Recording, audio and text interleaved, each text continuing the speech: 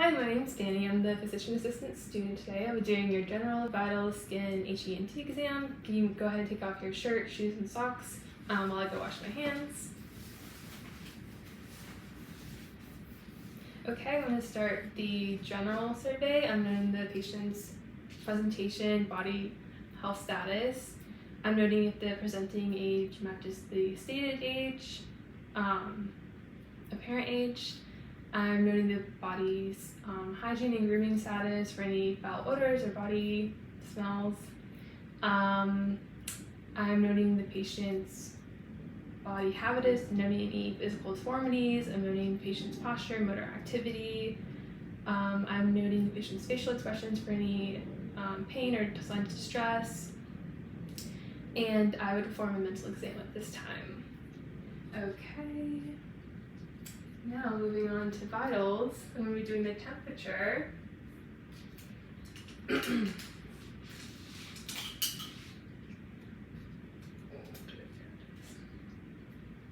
So I'm going to be putting this thermometer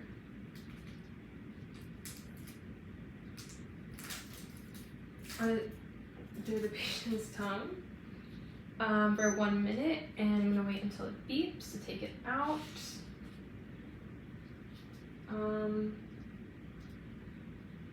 I would also perform the patient's height and weight, or measure the patient's height and weight. And then while that's going, I'm going to be doing the heart rate. I'm going to be measuring the rate, rhythm, and amplitude of the heart rate for 15 seconds, and then multiply by 4. And then I'm going to measure the respirations in the same position for rhythm and depth for 15 seconds, and then multiply by 4. And I'm using the palm of my index and middle finger.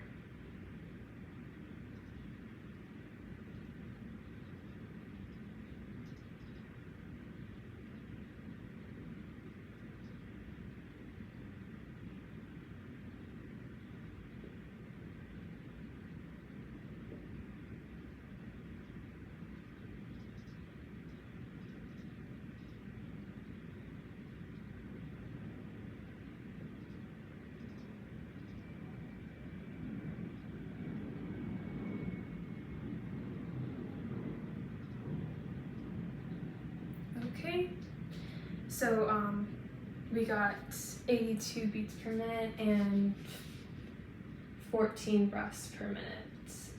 And that doesn't beep, so it's probably good, I think. Take it out. Okay. 97.8. Okay. And now I'm going to go in with my blood pressure. Okay. I'm going to measure this arm. I'm going to measure the width to be approximately 40% of the arm circumference, and the width to be 80% of the arm circumference. I'm going to be palpating the brachial artery, and then I'm going to place the cuff an inch above the antecubital fossa.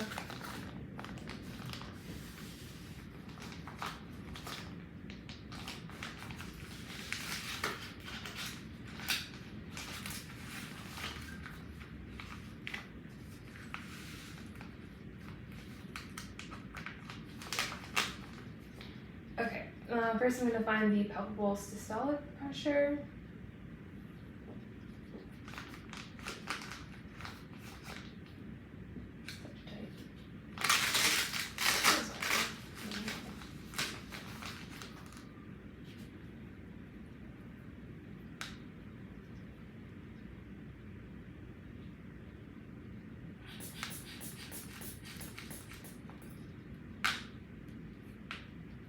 I'm going to deflate the cuff completely.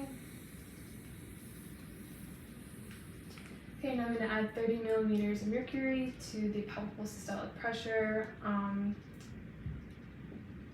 going to deflate the cuff slowly, 2 to 3 millimeters per second, listening for the first quarter cough sound as the systolic pressure and the second quarter cough sound as the diastolic pressure.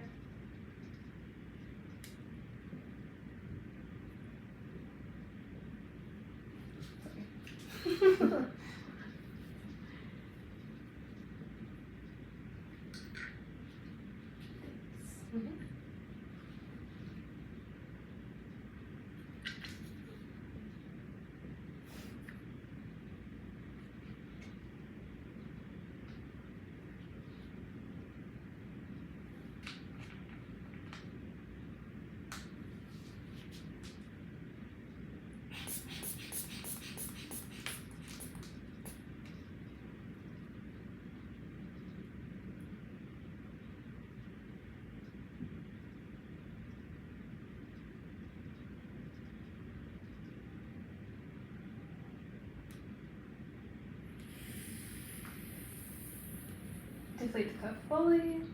Okay, we got 118/70. Off the blood pressure cuff. I would perform the blood pressure in the other arm if necessary, and then I would also perform the blood pressure in the standing and seating position if necessary. Okay, now I'm going to go on to my skin exam. Okay, and the patient's skin pigmentation, for any discoloration, masses, rashes, or lesions. Can you go ahead and show me your front and then the back? Yep, looks good. Okay, can I see the palms of your feet? Your hands. Okay, great, you can go ahead and sit down. Alright, I'm going to be inspecting the skin for temperature, moisture, and texture. Temperature, moisture, and texture. And mobility and tuger. I'm going to be checking the fingernails and the toenails for cyanosis, brittleness, lines, lesions, and clubbing. Okay, head exam. I'm looking at the position of the head, size, shape, contour, looking for any deformities. I'm looking at the scalp for lesions, nits, lice, dandruff. Looks good. I'm looking at the face for symmetry, edema, masses, or hair growth. And I'm going to be, and I was also looking at the scalp for the hair growth pattern and hair texture. I'm going to be palpating the skull for contour,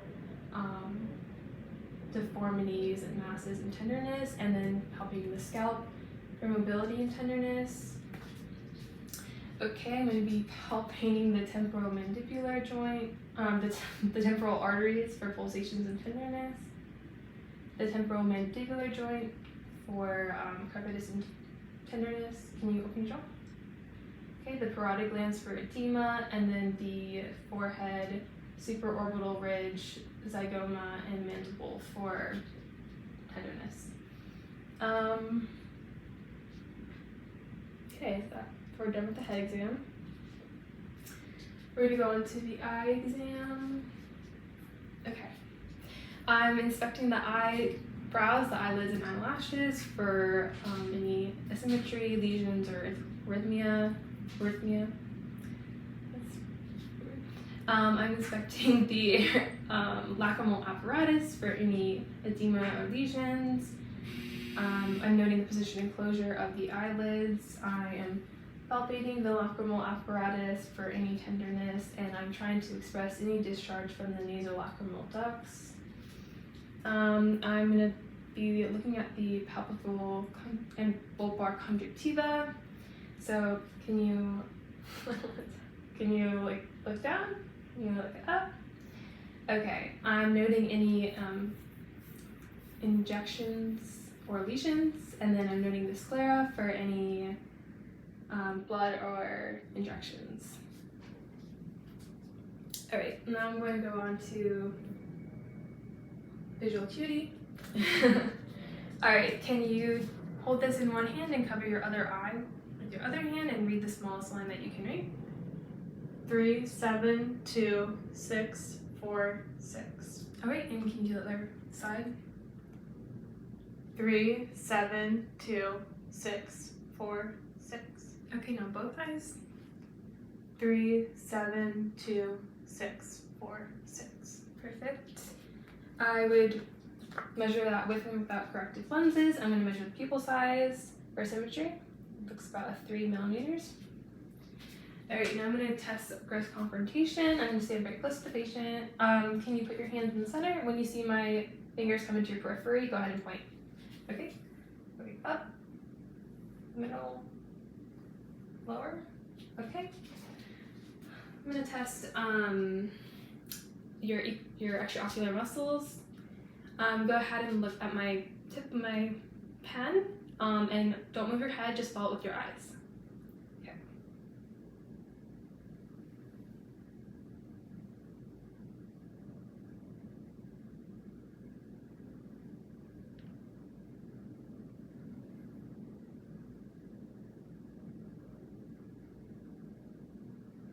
Okay, great.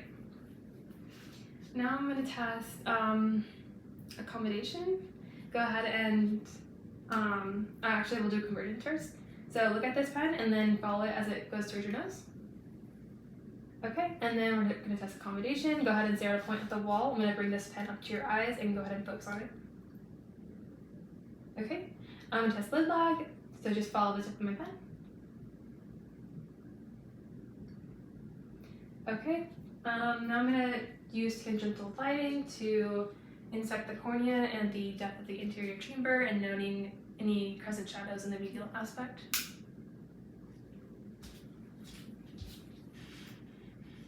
Okay, and now I'm going to be testing direct and consensual pupillary reaction. So on this side,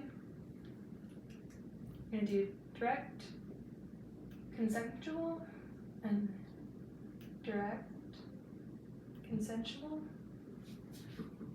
Okay. Now I'm going to be doing the fundoscopic exam.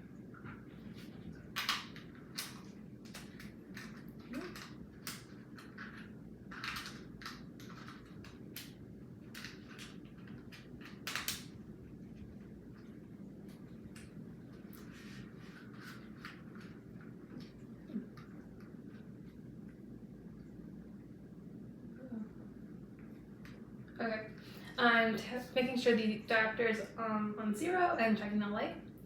I would dim the lights. I'm going to stand 4 feet away from the patient and check the corneal light reflex. Okay, and then I'm going to come 15 degrees lateral, 15 degrees from my patient. I'm going to be looking for the red light reflex.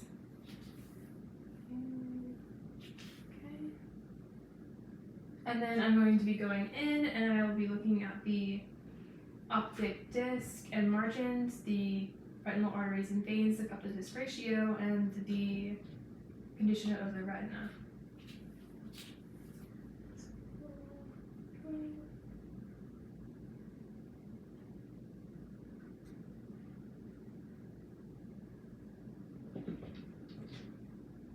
Can you look at the light? I'm looking at the fovea and macula. I'm going to perform the same thing on the other side. Okay.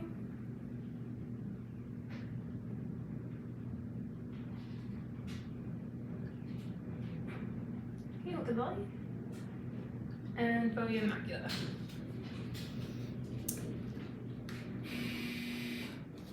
Okay.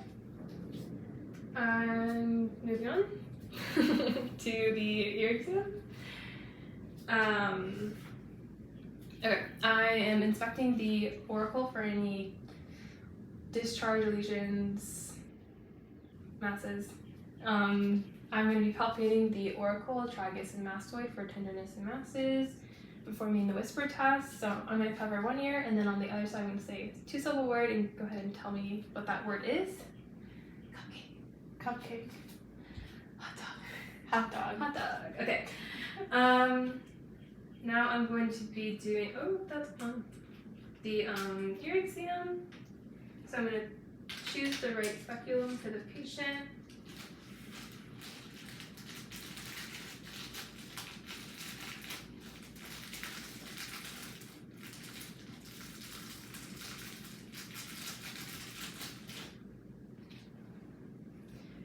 Okay, so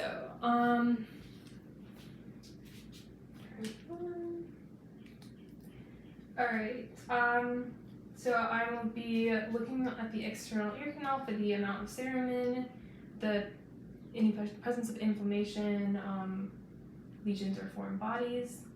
So I will be pulling the ear out and back and using my pinky as a fulcrum.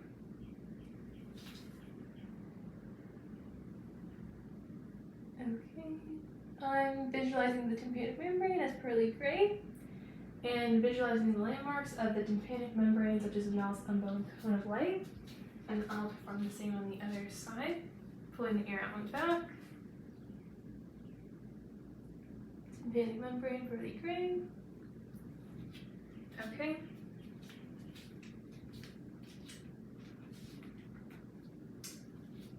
And then we go on to the nose exam.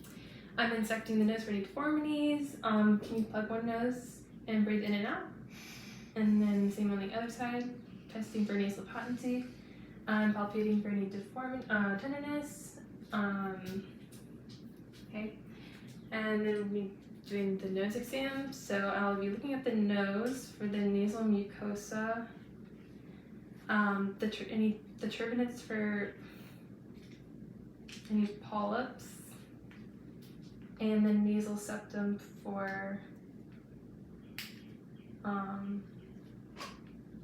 any perforations or deviations. So here we go. Oh, that's good. Nice. Okay.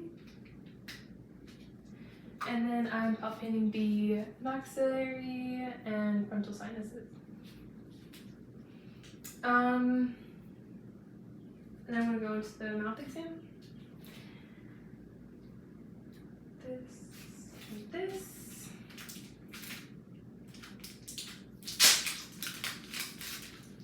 Okay, I'm gonna be inspecting the lips, the nasal labial fold. So open your mouth for me. Okay, I'm inspecting the gingiva, buccal mucosa, the floor of the mouth, the teeth, gingiva. I'm going to be inspecting the posterior pharynx and the condition of the tonsils. Can you say ah for me? I'm noting the symmetrical rise of the uvulum palate, and then can you stick your tongue? Okay, I'm noting that the tongue is midline in its color and texture. Okay, and now I'm going to test the tongue. I'm going to palpate the tongue. Put on my gloves. I need my gauze.